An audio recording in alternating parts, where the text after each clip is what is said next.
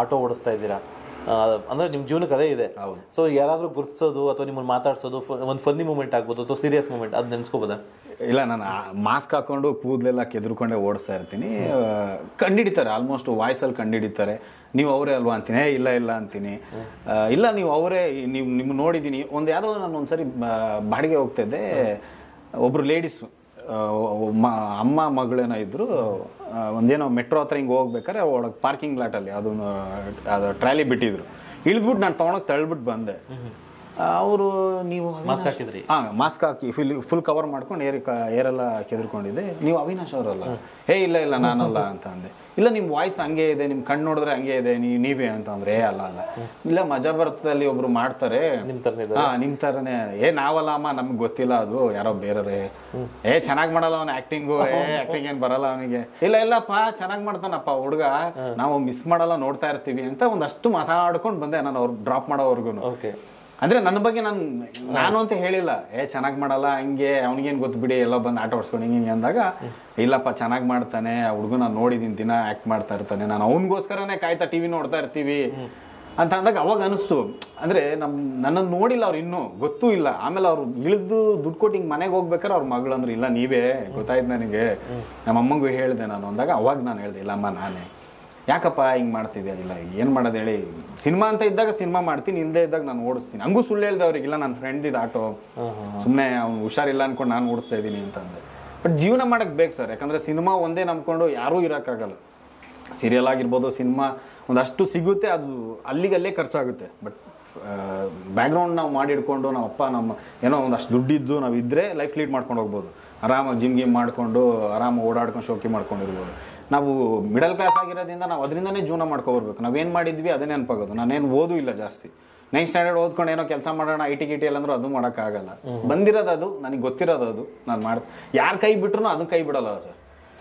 ಯಾರೇ ಮೋಸ ಮಾಡ್ಬೋದು, ಏನೇ ಮಾಡ್ಬೋದು, ನನಗೆ ನಾನು ಅದನ್ನು ನಂಬ್ಕೊಂಡಿದ್ದೀನಿ. ನನಗೆ ಹೋದ್ರೆ ಅನ್ನ ಅಂತೂ ಸಿಗುತ್ತೆ, ಅದಕ್ಕೆ ಅದನ್ನು ಮಾಡ್ತಾ ಇದ್ದೀನಿ. ಈಗ ನಿಮ್ಗೆಲ್ಲ ಗಿಲ್ಟಿ ಫೀಲ್ ಅನ್ಸೋದು, ಈಗ ನೋಡಿ ಒಂದ್ಸಲ ನೇಮು ಫೇಮ್ ಬಂದ ತಕ್ಷಣನೇ ಈಗ ಸೆಲೆಬ್ರಿಟಿ ಫೀಲ್ ಬಂದ್ಬಿಡುತ್ತೆ. ಅಟ್ಲೀಸ್ಟ್ ಖುಷಿ ಸಿಗುತ್ತೆ ಮನ್ಸಿಗಂತೂ. ಆ ಖುಷಿ ಸಿಕ್ಕಾಗ ಸೊ ಯಾಕಪ್ಪ ಇದು ಆಟೋ ಓಡಿಸೋದು, ಅಕಸ್ಮಾತ್ ಅವ್ರು ನೋಡಿದ್ರೆ ನನ್ನ ಇಮೇಜ್ ಏನಾಗುತ್ತೋ ಆ ಥರ ಒಂದು ಗಿಲ್ಟಿ ಫೀಲ್ ಅನ್ಸಿದ್ಯಾ ನಿಮಗೆ? ಯಾರನ್ನ ಪ್ಯಾಸೆಂಜರ್ ಕೂರಿಸ್ಕೊಂಡಾಗ? ಪ್ರತಿದಿನ ನಾನು ಆಟೋ ಓಡಿಸ್ಬೇಕಾದ್ರೆ ನಂಗೆ ಅನ್ಸುತ್ತೆ. ಹೋಗ್ಬೇಕಾರೆ ಆರಾಮಾಗಿ ಹೋಗ್ತೀನಿ, ಹೋಗಿ ಓಡಿಸ್ಬೇಕಾದ್ರೆ ಒಂದು ಅಷ್ಟು ಜನ ನೋಡ್ದು ಮಾತಾಡ್ಸಿರೋ, ಇಲ್ಲಾಂದ್ರೆ ಏನೋ ಒಂದು ಒಬ್ಬನೇ ಹಿಂಗೇನೋ ಒಂದು 10-15-20 ಕಿಲೋಮೀಟರ್ ದೂರ ಹೋಗ್ಬೇಕಾದ್ರೆ ಅನ್ಸುತ್ತೆ. ಅಲ್ಲ ರಿಯಾಲಿಟಿ ಶೋ ಮಾಡಿದೆ, ಸಿನಿಮಾ ಮಾಡ್ತಾ ಇದ್ದೀನಿ, ಬಟ್ ಆದ್ರೂ ಇದೇ ಮಾಡ್ತಾ ಇದ್ದೀನಿ, ಮಾಡಲೇಬೇಕು. ನನ್ನ ನಂಬ್ಕೊಂಡು ಒಂದಷ್ಟು ಜನ ಮನೇಲಿ ಇದ್ದಾರೆ, ಅವ್ರಿಗೋಸ್ಕರ ನನಗೋಸ್ಕರ ಕಾಯ್ತಾ ಇರ್ತಾರೆ. ಏನೋ ಒಂದು ಆಗುತ್ತೆ ಅಂದಾಗ ಅದು ಮರ್ತ್ಬಿಡ್ತೀನಿ ನಾನು. ಅವಾಗ ಗಿಲೆಬ್ರಿಟಿ ಅವೆಲ್ಲ ಬಿಟ್ಬಿಟ್ಟು ಆಯಿತು, ಅದಿದ್ದಾಗ ಅದು ಮಾಡೋಣ, ಅವತ್ತು. ಇವಾಗ ನಾನು ಶೂಟಿಂಗ್ ಹೋಗಿದ್ದೀನಿ, ಆರ್ಟಿಸ್ಟ್ ಆರ್ಟಿಸ್ಟ್, ನಾನು ಮೇಕಪ್ ಹಾಕ್ತೀನಿ, ಆ್ಯಕ್ಟ್ ಮಾಡ್ತೀನಿ, ಕ್ಯಾಮ್ರಾ ಕೈ ಮುಗಿತೀನಿ, ನನ್ನ ಪಡೆ ನಾನು ಆ್ಯಕ್ಟ್ ಮಾಡ್ತೀನಿ, ಕೊಟ್ಟಿರೋ ಸಂಬಳ ಇಸ್ಕೊತೀನಿ, ಅವತ್ತಿಗೆ ಮಾತ್ರ. ನಾನು ಅದು ಬಿಟ್ಟು ನಾನು ಹೊರಗಡೆ ಬಂದರೆ ನಾನು common people, normal auto driver ಅಷ್ಟೇ. ನನಗೆ ಅವತ್ತಿಗೇನು ಕೆಲಸ ಮಾಡಬೇಕು, ದುಡ್ಡು ಅಷ್ಟು ಬಿಟ್ಟು ನಾನು ಅದು ಬಿಟ್ಬಿಡ್ತೀನಿ ಸರ್. ಅಯ್ಯೋ ಹಿಂಗಿರ್ಬೇಕು. ಕೆಲವ್ರು ನಾನು ನೋಡಿದ್ದೀನಿ, ಹೌದು, ಯಾಕೆಂದ್ರೆ ಅದನ್ನೇ ಕ್ಯಾರಿ ಮಾಡ್ತಾರೆ. ಅದು ಇದ್ರೂ ಇಲ್ಲದೆ ಇದ್ರು ಹಂಗೆ ಇರ್ತಾರೆ. ನಾನು ಅಂತ ಅಂತಾರೆ. ನಂಗೆ ಬರೋದು ಬೇಡ ಭಗವಂತ, ನಾನು ಕೇಳ್ತೀನಿ. ಒಂದಷ್ಟು ಕೊರೋನಾ ಟೈಮಲ್ಲೆಲ್ಲ ಅದೊಂದು ಎಕ್ಸ್ಪೀರಿಯನ್ಸ್ ಆಯ್ತು ನನಗೆ. ಎಲ್ಲೆಲ್ಲೋ ಸತ್ತೋದ್ರು, ಸಾಯಿಸೋದು ಎಲ್ಲ ಹಿಂಗೆಲ್ಲ ಆಗೋಗಿದೆ. ಇದ್ದಾಗ ಎಲ್ಲರ ಜೊತೆ ಚೆನ್ನಾಗಿರ್ಬೇಕು, ಖುಷಿಯಾಗಿರ್ಬೇಕು. ನಾನು ಆಟ ಓಡಿಸ್ಬೇಕಾದ್ರೆ ಅಷ್ಟೇ, ಎಷ್ಟೋ ಜನ ನನ್ನ ಹತ್ರ ಮಾತಾಡ್ಬೋದು, ಆರಾಮ ನನಗೆ ಗೊತ್ತಿರಲ್ಲ, ಅವ್ರು ಯಾರು ನನಗೆ ಗೊತ್ತಿರಲ್ಲ, ಅವರು ನನಗೆ ಗೊತ್ತಿರಲ್ಲ, ಬಟ್ ಆರಾಮಾಗಿ ಮಾತಾಡ್ತಿರ್ತೀನಿ. ಅವರು ಒಂದಷ್ಟು ಎಕ್ಸ್ಪೀರಿಯನ್ಸ್ ಹೇಳ್ತಾರೆ. ಇದು ಮೊನ್ನೆ ಒಂದು ಯಾರೋ ಒಬ್ಬರು ಅಮ್ಮ ಆಟೋದಲ್ಲಿ ಕರ್ಕೊಂಡು ಹೋಗ್ತಾ ಇದ್ದೆ, ಅಮ್ಮ ಮಗಳು ಮಾತಾಡ್ತಾಯಿದ್ರು. ಆಟೋದವರು, ಕ್ಯಾಬ್ನವರು ತಂದೆ ತಾಯಿಗೆ ಕೊಡೋಷ್ಟು ಬೆಲೆ ಯಾರು ಕೊಡಲ್ಲ ಅಂತ ಅವ್ರು ಹೇಳಿದ್ರು. ಓಕೆ, ನನ್ನ ಪಾಡಿಗೆ ನಾನು ಹೋಗ್ತಾ ಇದ್ದೆ, ಓಡಿಸ್ಕೊಂಡು ಹೋಗ್ತಾ ಇದ್ದೆ. ಕರೆಕ್ಟ್ ಅಲ್ವಾ? ಎಷ್ಟು ಅಂದರೆ ನಾವು ಕಷ್ಟಪಡ್ತೀವಿ, ಎಲ್ಲ ಪಡ್ತೀವಿ, ಅಂದರೆ ಅದು ನೋವು ಪ್ರೀತಿ ಎಲ್ಲ ನಮ್ಗೆ ಗೊತ್ತು. ಇನ್ನು ಕೆಲವ್ರು ಏನು ಮಾಡ್ತಾರೆ, ನಿಮ್ಗೆ 1.5 ಲಕ್ಷ 2 ಲಕ್ಷ ಐ ಟಿಯಲ್ಲಿ ಇರುತ್ತೆ, ಅವ್ರು ದುರಾಂಕಾರ, ಅಹಂಕಾರ, ಅಂದರೆ ಆ ಕೈಯಲ್ಲಿ ದುಡ್ಡಿದ ನಿಮ್ಗೆ ಅದು ಅಡ್ವೈಟ್ ಬಂದ್ಬಿಡುತ್ತೆ. ಏನು ಬೇಕಾದ್ರೂ ತೊಗೋಬೋದು, ಏನು ಬೇಕಾದ್ರೂ ಮಾಡ್ಬೋದು. ನಿಮ್ಗೆ ಒಂದು ಸಂಬಂಧಕ್ಕೆ ಬೆಲೆ ಗೊತ್ತಿರೋಲ್ಲ. ಅವ್ರು ಅಂದರು ಕರೆಕ್ಟು, ಆಟೋದವರು, ಕ್ಯಾಬ್ನವರು, ಅಂದರೆ ಈ ಕಾರ್ ಓಡಿಸೋ ಅವ್ರು ಕೊಡೋಷ್ಟು ಬೆಲೆ, ರೆಸ್ಪೆಕ್ಟು, ಪ್ರೀತಿ ಯಾರು ಕೊಡಲ್ಲ ಅಂದರು. ನನಗೆ ಅವಾಗ ಅನಿಸ್ತು, ಕರೆಕ್ಟ್ ಅಲ್ವಾ? ಅದು ನೀವು ಕೆಲವ್ರು ಕೇಳ್ಬೋದು, ನಿಮ್ಮ ಫ್ರೆಂಡ್ ಸರ್ಕಲ್ ಯಾರಿಗಾರ ಕೇಳ್ಬೋದು. ಅವ್ರು ಕೊಡೋ ಅಂದರೆ ಒಂದು ಗಾಡಿನೇ ಅಷ್ಟು ಚೆನ್ನಾಗಿ ನೋಡ್ಕೊತಾರೆ ಅವ್ರು, ನೀಟಾಗಿ ಒರೆಸಿ ತೊಳೆದು ನೀಟಾಗಿ ಇಟ್ಕೊಂಡಾಗ ಆ ಕಷ್ಟದ ಬೆಲೆ ಗೊತ್ತು. ಯಾಕಂದರೆ 24 ಗಂಟೆ ಅವ್ರು ಓಡಾಡ್ತಾ ಇರ್ತಾರೆ. ಒಂದೊಂದು ಬೆಲೆನೂ ಗೊತ್ತು ಅವ್ರಿಗೆ, ಯಾವ್ದು ಹೆಂಗಿರಬೇಕು ಅನ್ನೋದು ಅದು ಇರುತ್ತೆ. ಬಟ್ ಆಟೋದವ್ರು, ಕ್ಯಾಬ್ನವ್ರು ಅಂದರೆ ಕೇವಲ ನೋಡ್ತಾರೆ. ಅದೇ ನಿಮ್ಗೆ ಏನಾದ್ರು ಹರ್ಟ್ ಆಗಿದೆಯಾ? ಅಂದರೆ ಎಲ್ಲೋ ಒಂದು ಕಡೆ ಓಡಿಸ್ತಾ ಇರ್ತೀರಾ, ನೀವೊಬ್ರು ಆರ್ಟಿಸ್ಟು, ನಿಮ್ಮನ್ನು 100 ಜನ ಪ್ರೀತಿಸ್ತಾರೆ, ಅಂದರೆ 100 ಜನ ನಿಮ್ಗೆ ಅಭಿಮಾನಿಗಳಿದ್ದಾರೆ.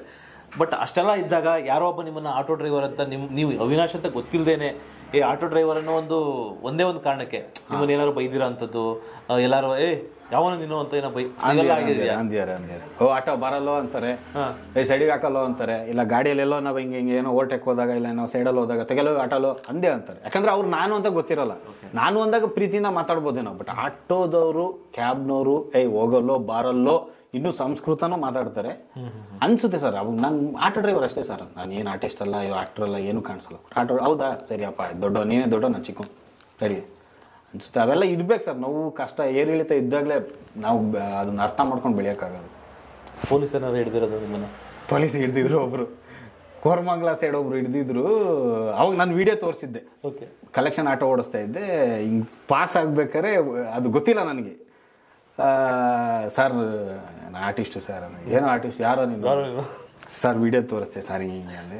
ಓ ನೀವಾ ಸರಿಯಪ್ಪ ಆಯ್ತು ಹುಷಾರು, ಏನಪ್ಪ ನೀನೇ ಹಿಂಗೆ ಮಾಡಿದ್ರೆ ಹೆಂಗಪ್ಪ ಅಂದ್ರೆ ಅವಾಗ ಬಿಟ್ಟಿದ್ರು. ಅಲ್ಲ ಈಗ ನೀವು ಸಡನ್ ಆಗಿ ನೋಡಿದಾಗ ಡಿ ಬಾಸ್ ತರನೇ ಕಾಣ್ತಿರಲ್ವಾ, ಅವ್ರು ಶಾಕ್ ಆಗಿರ್ತಾರೆ. ಆದ್ರೆ ಈಗ ಅವಿನಾಶ್ ಅಂತ ಗೊತ್ತಿರೋದಿಲ್ಲ, ಅವ್ರಿಗೆ ಗೊತ್ತಾಯ್ತು. ಬಟ್ ಆದ್ರೂ ಅವನ ಆಟೋ ಓಡಿಸ್ತಾನ, ಇವನೇ ಯಾಕೆ ಅಂತ ಅಂದ್ರು. ಆಮೇಲೆ ನಾನು ಫೋನ್ ತೆಗ್ದು ಸರ್ ನಾನು ಹಿಂಗೆ ಸರ್ ಆರ್ಟಿಸ್ಟ್ ಅಂದಮೇಲೆ ಅದೊಂದು ಪ್ರೀತಿ. ಕೆಲವೊಂದು ಒಂದಷ್ಟು ಪೊಲೀಸ್ನ ನನ್ನ ಸ್ಕೂಟಿಯಲ್ಲೂ ಹೋಗ್ಬೇಕಾದ್ರೆ ಒಂದಿನ ಹಿಡ್ತಿದ್ರು. ಅವಾಗಲೂ ಅಷ್ಟೇ ಸರ್ ನಾನು ಹಿಂಗೆ ಅಂತ ಅಂದಾಗ ಹೌದಾ ಸರಿ ಹೋಗಪ್ಪ ಬಿಟ್ಟು ಕಳ್ಸಿದ್ರು. ಅದೊಂದು ಪ್ಲಸ್ ಇದೆ ಹೌದೌದು. ನಾನು ಅಂತಲ್ಲ, ಯಾರ್ಯಾದ್ರು ಅದೇ ಪ್ರತಿ ಕಲಾವಿದ್ರಿಗೂ ಪ್ರತಿಯೊಬ್ಬರಿಗೂ ಇದೆ. ಎಷ್ಟು ಇದ್ರು ಒಂದ್ ಕಡೆ ಅದೇ ಸರ್. ಈಗ ಹೆಂಗೆ ಅಂದ್ರೆ ಆರ್ಟಿಸ್ಟ್ಗಳಿಗೆ ಒಂದಷ್ಟು ಪ್ಲಸ್ಸು ಇದೆ, ಅಷ್ಟು ಮೈನಸ್ಸು ಇದೆ, ಅಷ್ಟೇ ಒಂದು ಅದೇ ಏರಿಳಿತ ಇರುತ್ತೆ.